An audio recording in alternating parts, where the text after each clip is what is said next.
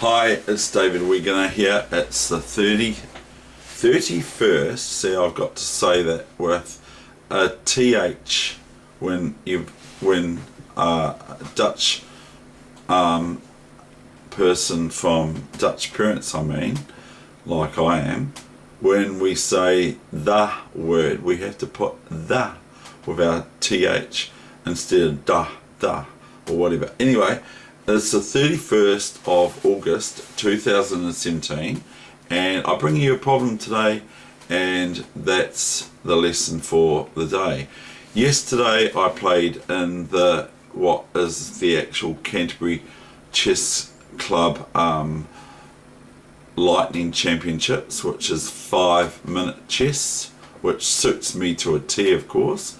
You all know that I love 5-minute as opposed to 3-minute and 2 seconds. I like to have a sudden death of the clock, and I won my preliminary. There were three groups of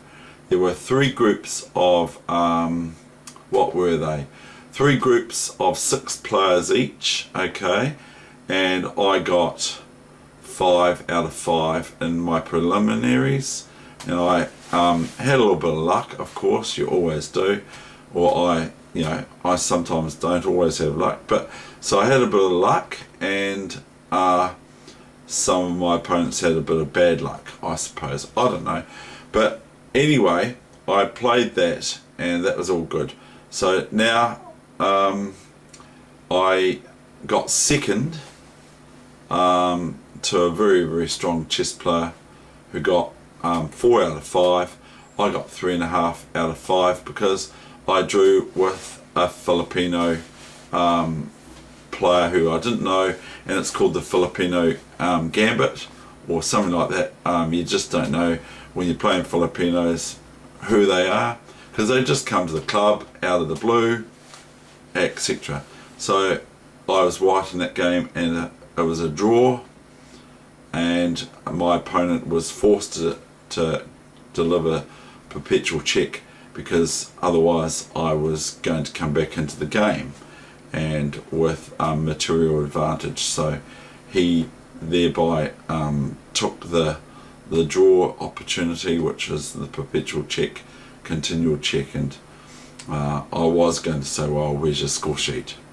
So anyway, here's this problem for today. So I got second clear of around about 16 players altogether. Well, hold on, 18 players altogether.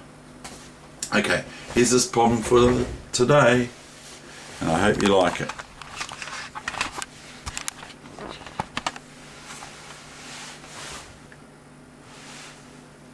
So anyway, what have we got here? We've got what? What are you guys doing? Where are they? What are you doing, guys? I don't know. What? I'm trying not to talk too much. Oh yeah, you're not trying to talk. You get in trouble for talking too much, don't I? Whatever you reckon, I don't know.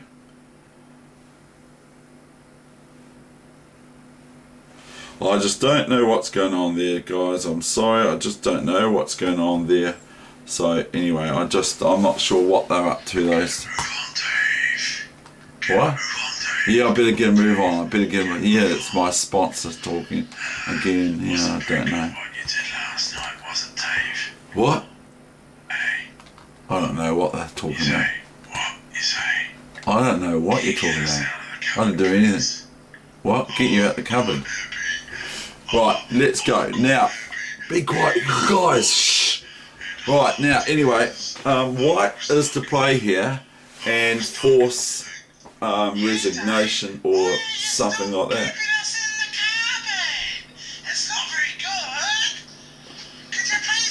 Would you guys be quiet? I'm trying to do a lesson here, and I'm trying hard to not to have to concentrate with you guys blathering away. So anyway, and actually it's quite good for you, isn't it? What?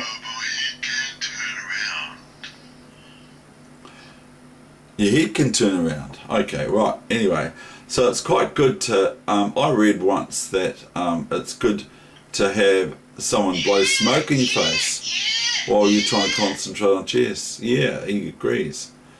So white is to play a move here. Come on, Dave, get a move on. Why is it taking so long? It's not meant to be doing this long. I know. So white plays a move here. Can you find it? That breaks open his position and just causes issues to Come on, Dave. Can you find the problem, Dave? And well done for getting second in the Canterbury Chess and Lightning tournament. You did alright, but you did play like a bit of a pantser. I did not. I played really good games. But anyway, it's good to have smoke blown in your face or people trying to distract you because it's actually good for your concentration. You got 3.5 out of 5. That's all you did. You lost to the other people. And I've been in the fridge. Oh, whatever. There's no food in the fridge. There's no food in the fridge. I know you've eaten it all. Blighters. Okay, so I will show you the move that white played. So if you don't want to find the move that white plays, because if queen takes bishop, okay, then king takes queen, rook, king takes rook. Okay, that's not hardly any good, is it? These squares all covered, but what I'm saying before is that it's quite good to have someone blowing smoke in your face or whatever. Not that I suggest you have someone blow smoke in your face, but it's actually quite good for your concentration for that to happen. Oh, those guys are being quiet now. That's good. I'm glad to hear it. Not. But anyway, so it's quite good to have someone purposely distract you to be able to concentrate better. In fact, that's what I should be doing. I should be having someone do that for me. And someone said to me last night, because I've got this t-shirt idea for church, you see, because when I go to church, I say I've got for a t-shirt for church, I'm not here to talk. You know, and I could say, yeah, right. But I say, I'm not here to talk. And one of my chess friends, he said to me, well, why can't you do that at the chess club too, you know? Because when I go to church, I don't go there to talk. I just go there to be quiet, basically. So he said, why can't you do that at the chess club as well? It'd be good if you did. And it was quite funny. I thought it was quite funny, but it's probably meant actually, so as well, meant to deliver a sort of a blow. Now, white could play rook takes knight, couldn't they? And is that the answer to the problem? And I just want to sort of show you this sort of thing where I know we're just playing with the position here. White would be able to play this, even though it's not the right move, but white would be able to play this, and if king takes, the knight here forks the queen and king, or the king and queen, and thereby wins the queen back. But that's not just a bit of nonsense really. But white can actually play rook takes knight, can they? I suppose they can.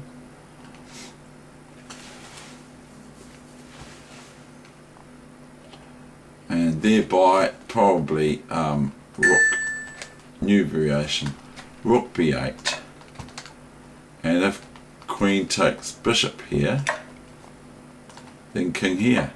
Oh, that looks kind of good anyway for white.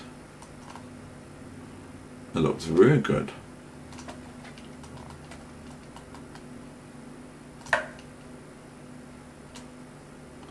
Although although I'm not sure. So anyway, we're going back to the position, and I'm going to show you the move that was played. I'm not even going to attempt to say that name. This is 1961-62, Italy versus Belgium correspondence chess, 1961 to 62. The move is this. The ramifications I will leave you to work out yourself, but I could show you. First of all, white is threatening knight check mates on g6. If pawn takes, then rook takes, to rook to f7 checkmate. So this is how white broke through. This is feeble to defend the pawn from knight g6 checkmate. This is a possibility, isn't it? I suppose. Then would possibly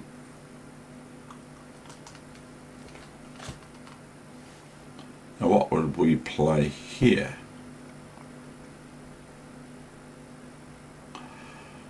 Amongst other things, we can play this and then we still have to watch the king, see? We can play rook here, and it's probably alright with the idea of rook here check and that sort of thing. But anyway, 95. Oh no, that's not the move we played. Computer 95 threatens the queen, of course, first of all. So did I just do that? Okay. Did I just play knight d7? If I did, I can just go new variation, queen takes, and we could go rook here, we could go knight takes queen, and that's all over there. You can see that for yourself, because there's not much to be done about the threat on the d7 of the rook. And if the rook takes, well then it's knight takes, rook on d8. So this is really breaking the position open for white to infiltrate. So, and this one will reiterate is rook f7 checkmate and so forth. So knight e5 was the cruncher that threatens, among other things, knight g6 checkmate, knight c6 check, and winning lots and lots of material. Okay, that's the end of my session. I hope you enjoyed it, and sorry about all the banter from my little wee friends.